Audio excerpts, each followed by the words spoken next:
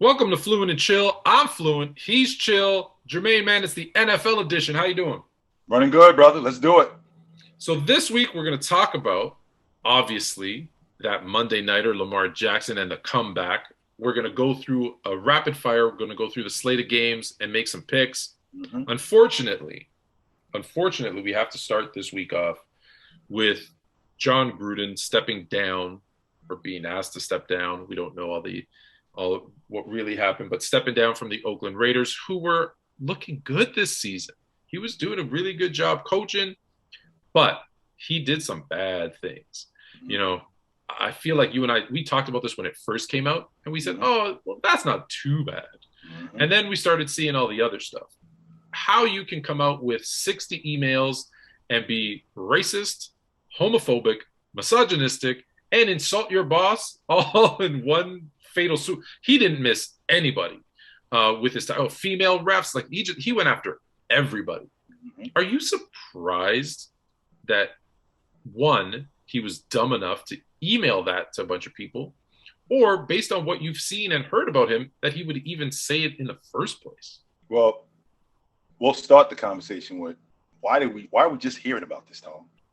That's the $1 million question. I mean, this isn't something that happened 6 months ago. This isn't something that happened 2 years ago. This is something that's been going on for over a decade. That's number one. And he wasn't even the target of the investigation. They were looking for something else and stumbled upon this and found out that this is what this is. And wait a minute, maybe we should look deeper into this. Well, we probably should have been looking deeper into this a long time ago. Number two, the idea of him being dumb enough to email, I don't think it's that at all, Tone, more than I think it's how comfortable he was and who was he talking to.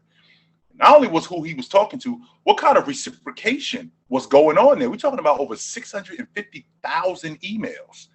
And number three, which is the most important, which is one of the most important things, what is the point, Tone, of no return when you're talking about losing your job or keeping your job? So we hear that he's talking about the we talk the Players Association president, Mr. Smith. He's making a joke about him. Okay, that's something that's not terrible. I mean, it's not great, but it's not terrible, right?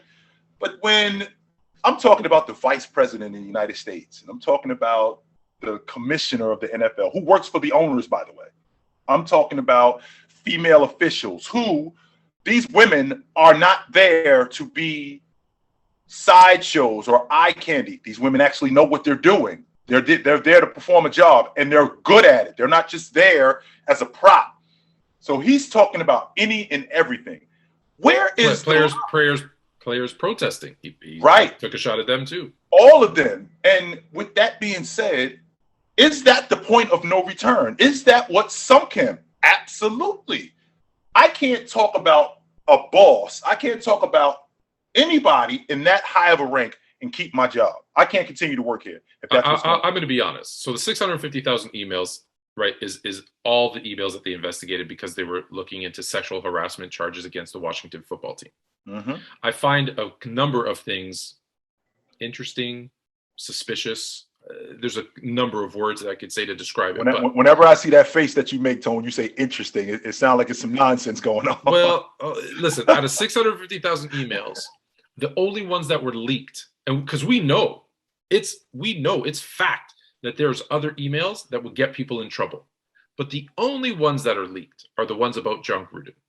The only ones that are leaked are the ones about him making fun of Roger Goodell. Oh, interesting that the second you talk poorly about Roger Goodell, all your emails accidentally become public knowledge. Mm-hmm. Now, don't get me wrong. He 100% does not deserve his job. And I always say fired, but okay, step down. Mm-hmm. He needed to be out as the head coach of the Raiders. Who was he sending these emails to? Why did they let him get away with that? Why didn't they bring it forward earlier? Why did it take 10 years in a sexual harassment? Actually, I shouldn't say multiple sexual harassment complaints against Washington more than one. to do this investigation to find these emails. And Absolutely. then why is it only John Gruden's? So I think over the next 30, 60, 90 days, because I'm not the only one asking this question.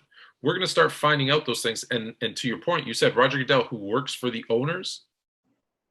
My understanding is there's some stuff on Daniel Snyder. And because Roger Goodell works for the owners, we haven't seen those emails yet. I feel like we're going to see Mm-hmm. let's be honest. I hope I'm wrong.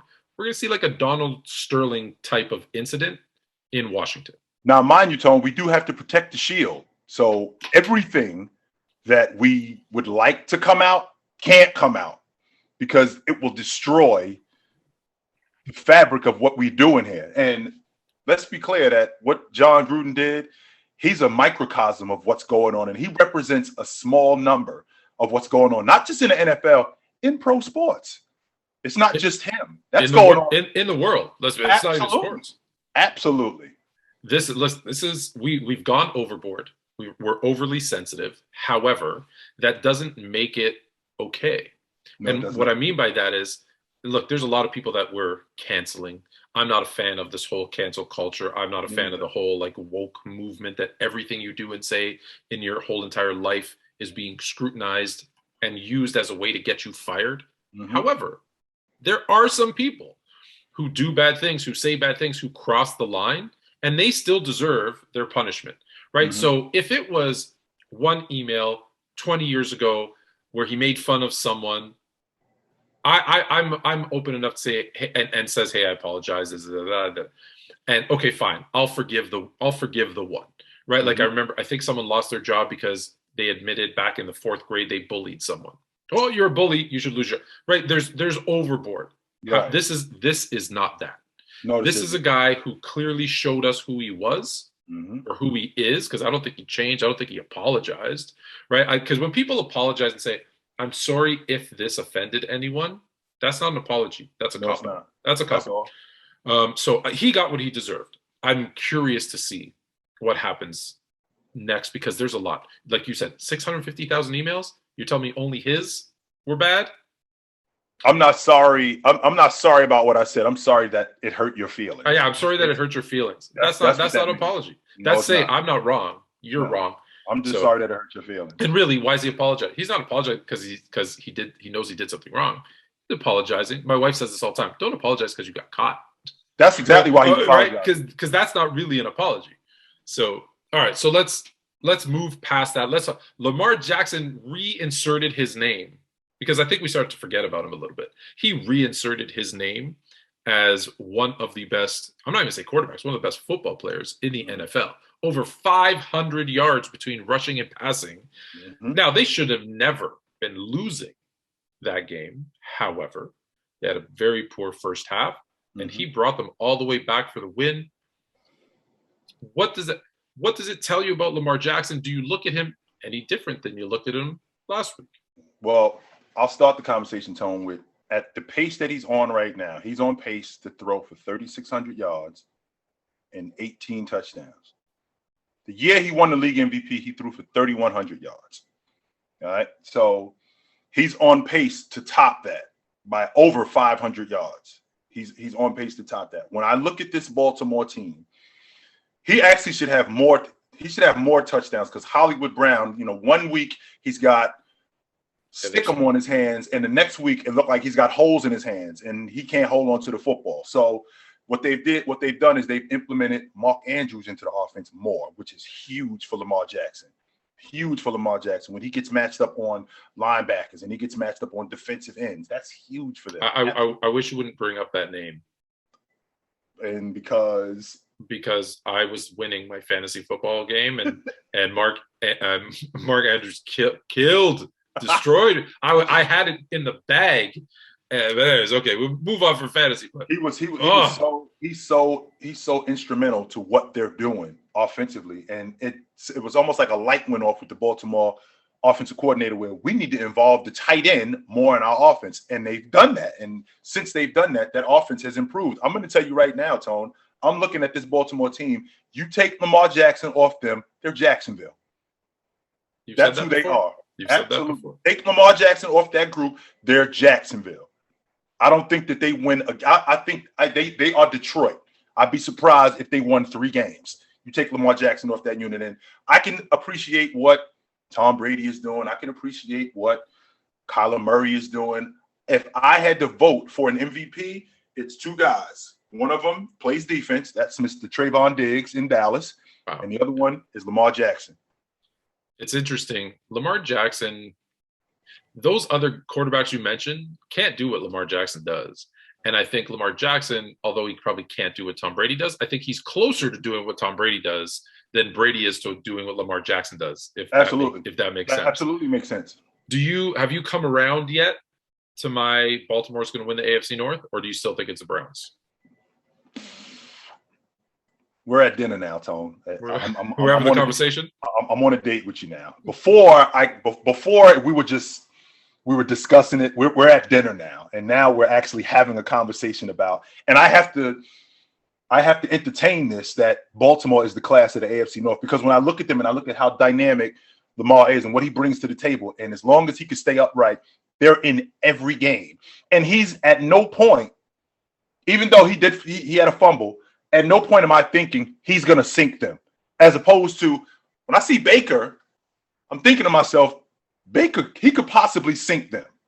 They could lose and it could be because of him. I don't ever feel like that in Baltimore. I never feel like they could lose and it could be because of Lamar. How do you, I want to talk about, it's funny because even if Baker, to your point, because that last week was, look, the anomaly. I don't think any team has ever scored over 40 points. The quarterback threw for over 300 yards, 2 touchdowns, no interceptions, and they still lost. Don't tell me the Browns don't have some type of the curse of the Browns. Well, let me ask you this, though. Did you know that Baker, in games where his team has scored 40 points or more, did you know that how many wins he has? Come on. 0. Yes. None. I did not know that. 0. When his team scores 40 points or more, he has 0 wins. 0. So run the ball, run and keep the low score if you're the Browns. All right, let's do some rapid fire this week. Mm-hmm. The Thursday nighter, we got a blowout, but I'll let you pick it anyways. Bucks and Eagles. You got them smoking, Philly?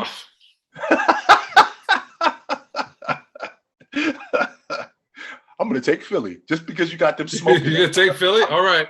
I'm loading up on Bucks players. I think that's not going to be a fun. Thursday night games are always very weird. It's just, I feel like if they played on Sunday, it'd be a completely different game. In my household, we call this Packer Week. And we talk poorly about every single Green Bay Packer, whether it be Aaron Rodgers, Brett Favre, Bart Starr, Mike Holmgren, anyone who's ever been affiliated with the Packers. This is our week to put them down as much as we can. It's the oldest rivalry. The oldest rivalry in sport is Packers and Bears. We actually have a shot this week. I'm hopeful. I'm not going to say we're going to do it. But I think we have a shot this week. Justin Fields is starting to come around. I don't know if you know this. He's number 1 in terms of percentage of deep shots with his passes in the NFL. He's number 1.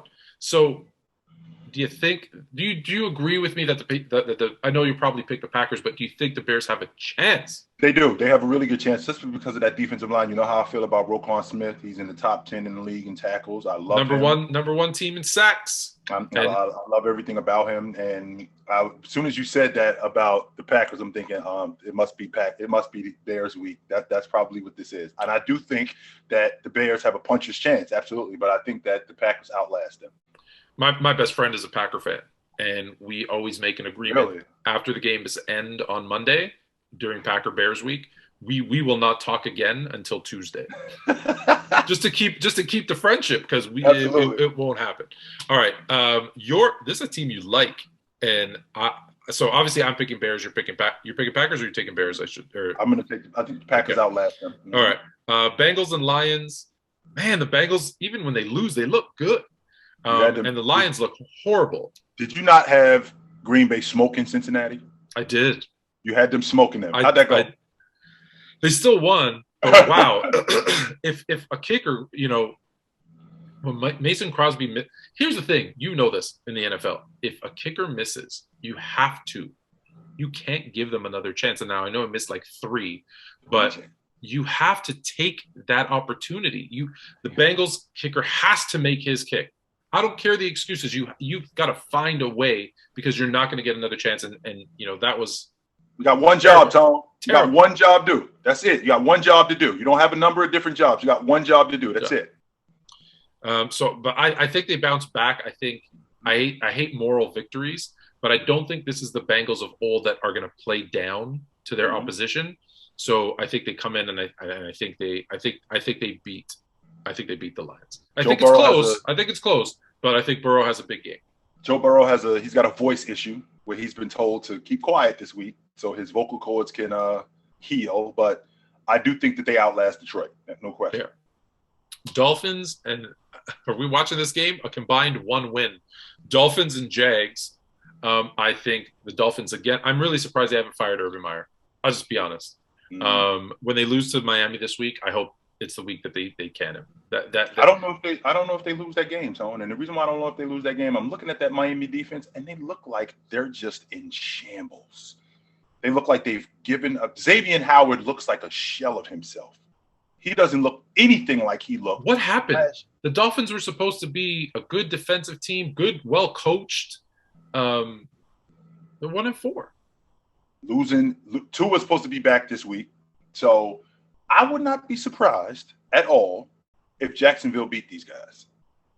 I would be surprised if Jacksonville wins a game. I'll be surprised. So I got Dolphins. You got Jags. Texans and Colts. I recently called out the Colts as the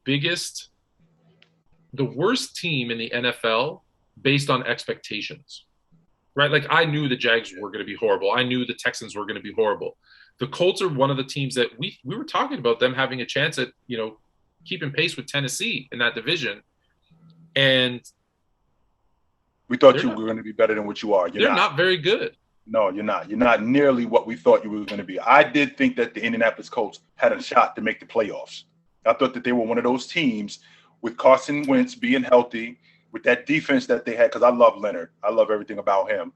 With that defense, but they just have been – their running game has been subpar, their ability to get to the quarterback and their ability to give up plays. I mean, they got Baltimore down 22-3 in the second half, and they end up giving up – 28 points, 25 points. So I'm good on Indianapolis, but I do think that they win this weekend. Yeah, I do have them beating the Texans. I do think but that's David Mills, not saying much. I love what David Mills is doing, and I think David Mills has played himself into a solid backup quarterback role. You know what? You're picking the Colts? Yes, I am. I'm gonna take the Texans. I'm gonna take the Texans. I think the Colts have just after that beat that what happened with Baltimore. I think they're mentally out of it. I'm gonna take the Texans. I think unfortunately we're gonna agree on this one, but this is another one of those blowouts. I don't know if Daniel Jones is gonna play. He's concussion protocol. Rams and Giants. I think the Rams. This is a good. Not that they need to, but this is a good get right game. This is one of those games where they're gonna throw the ball around the yard a little bit. No Daniel Jones, no Saquon Barkley because he's going to be sidelined for a couple of weeks. I do think that they go in the Giants Stadium and I think they smoke them. Yeah. I feel sorry for all the Giants fans out there. This is not going to be a fun one to watch. Surprisingly, if I told you in week 6 there's going to be a matchup between 2 and 3 teams, and I told you it was going to be Washington and the Kansas City Chiefs. No way I would have bought that. Did you believe me? No way I would have bought that.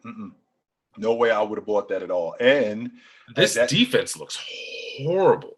Well, I'm just trying to make sense of what exactly they're doing because, you got a guy in Sorensen who's, he's the anchor as the safety. And, Honey Badger is looking at him after he's getting beat. You're supposed to be my safety net. And he's throwing his hands up like, what are you doing? So they don't look like they're on the same page at all. They got one of the worst rush defenses in the game. They got one and getting to the quarterback.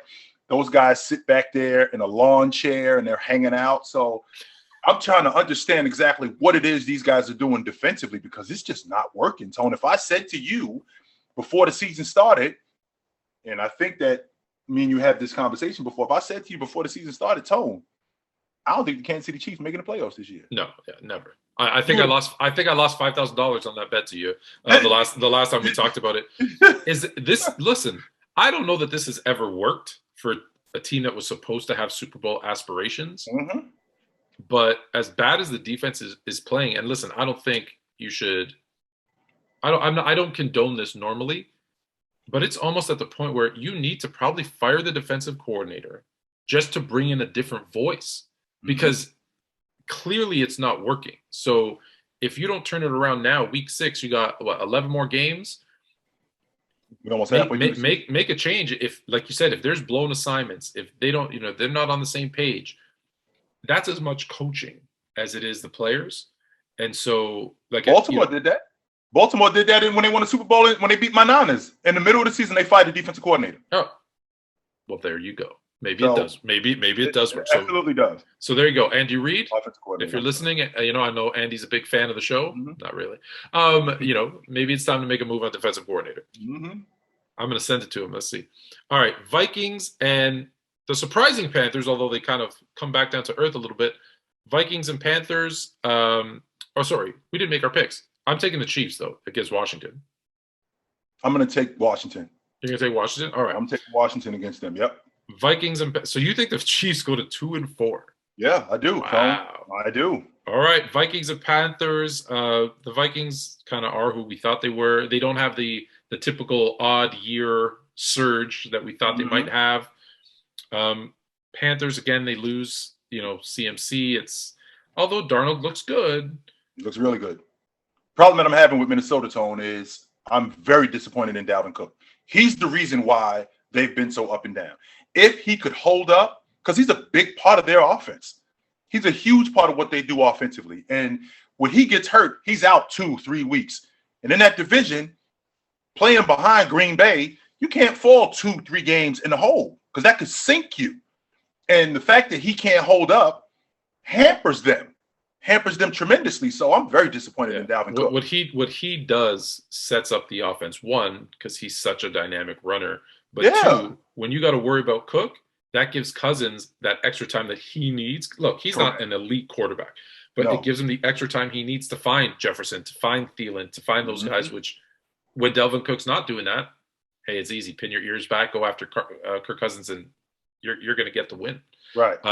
That being said, I'm going Panthers on this one. I'm going to take Carolina also. Okay. They are the Chargers. Man, this is probably, I don't know if it's dubbed the game of the week. This is my game of the Chargers and Ravens. The toast of the AFC, both at 4-1.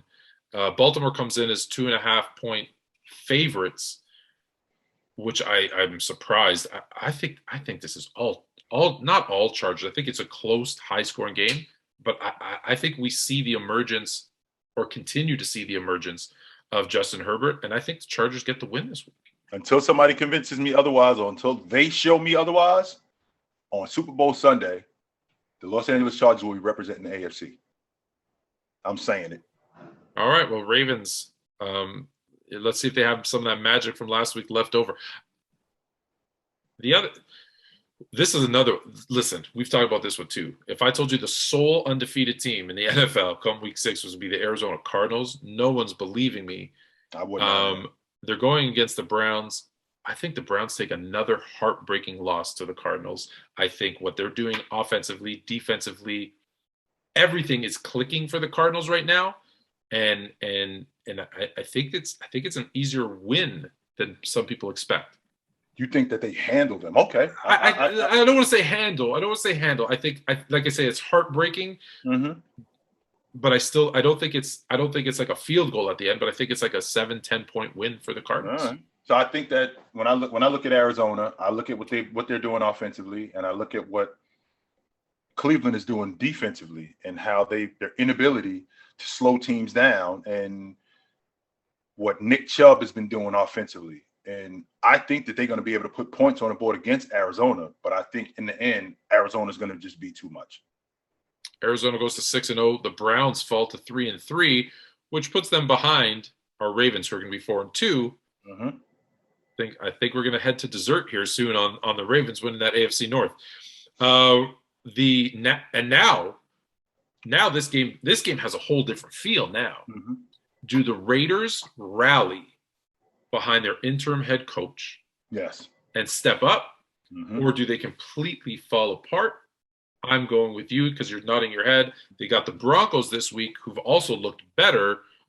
But I think we see a big game out of the Raiders. I think you see a lot of emotion.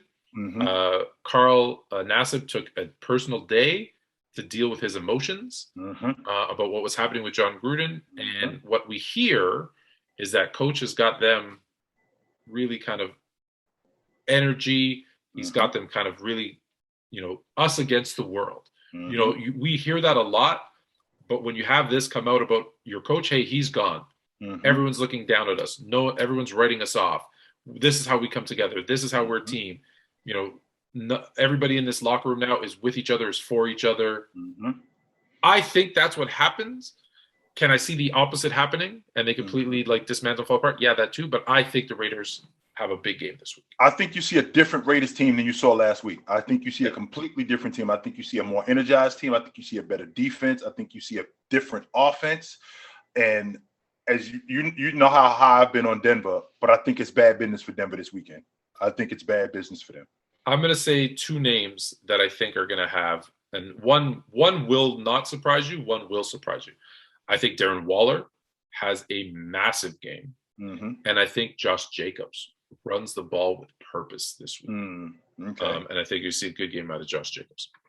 Cowboys, Patriots. I don't feel bad for Bill Belichick, but he's going to get blown out this week.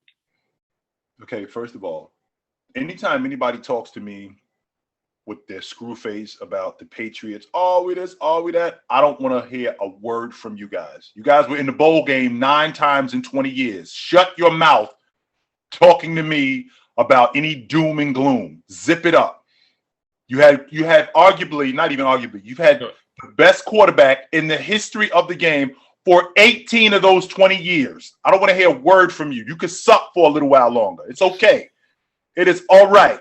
You've been living high off the hog for years. So I think the Cowboys handled them this weekend. Yeah. I think it's gonna be closer than what you think, Tone, but I do think the Cowboys handled them. Okay. We got Seahawks 2-3. I look at it and I'm looking at it and I don't believe it. Seahawks 2-3 against the 2-3 Steelers. There's still some issues. I know they got Najee Harris. They got him finally. They're utilizing him. But now, I know hasn't had a great season, but Juju Smith-Schuster's gone. Ben Roethlisberger's always going to be banged up.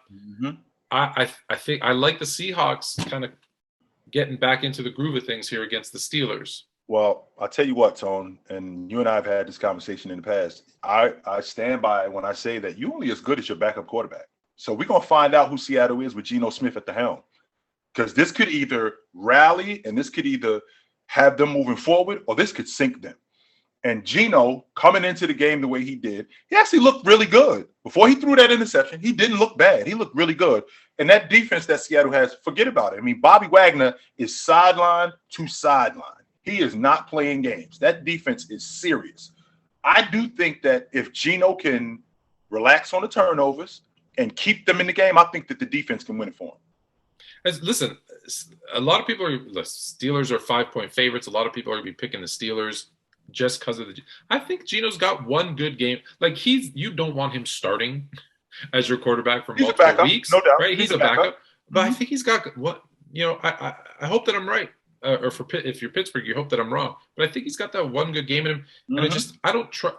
I have trust issues. I don't know what I'm going to get from the Steelers week to week. I don't know what I'm getting from them, so I don't trust them. The Monday Nighter. Listen, I think this is a really good game. And I don't know why I think it's a really good game. The Bills are the better team. The Bills should win this game. Not going away, but with some cushion. There's something about the Titans. I feel like it's Monday night. We're going to see, Derrick Henry being Derrick Henry. Well, that's the difference. That's exactly what it is with you, Tone. As soon as you see Derrick Henry, you're thinking you got a chance. And Derrick Henry brings that kind of dynamic. He's that kind of player. As long as he's on your team, I'm not counting y'all out. No matter who it is or no matter who you're going against. You got a workhorse back in Derrick Henry. You absolutely have a chance. So when I think about this group, mean, we know who Ryan Tannehill is, Tone. It's not like it's a situation where we expect Ryan Tannehill to be something more than what he is. This is who Ryan Tannehill is. What we've seen this season, what we've seen not last year, but the year before that. This is what we've seen from him. So I would not be surprised if Tennessee won this game. However, I think Buffalo is better. And what they're going to do is they're going to put 9 guys in the box, and they're going to tell Ryan Tannehill, "You got to throw the ball." I feel like our narrative on Tuesday morning is going to be, man, could Derrick Henry have done any more? No. If Tannehill would have just given him something, they could have won that game. Yep. So I still have the Bills winning, but it's going to be sure. That's going to be the narrative. So that could very well be what we're talking about. All right, that's it for this week on Flew to Chill NFL edition. Don't forget to give us a follow, subscribe, check us out Mondays, 8 p.m. on TikTok, live answer your questions. The NBA edition drops every Wednesday and the NFL edition every Friday. I'm Anthony K from Sports Fluent. He's Jermaine from Chilltown Hoops. Until next week. Take it light. Take it.